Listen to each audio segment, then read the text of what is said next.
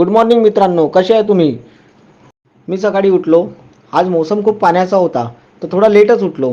मग थोडं मार्केट करायची इच्छा नव्हती, म्हणून मी पीसी काही ऑन नाही केला. तसंच मग घराकडे निघालो आणि सरळ घरी आलो. कोणी कामवाले नव्हते आले, तर मयंक आणि मी फिरत होतो.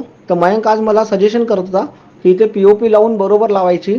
मग तो सगळं निरीक्षण केल्यावर तो अंदरवाल्या बेडरूममध्ये गेला. बेडरूममध्ये म्हणाला की इथे झुला लावू आपण.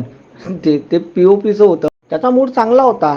मग तो म्हणे, चाचू मी एक शायरी म्हणतो. तर त्याची एक शायरी. प्यार एक धोखा है, पढ़ लो बेटा जितना पढ़ना है, पढ़ाई का ही मौका है. मग मी माझ्या फ्रेंड्सला भेटलो.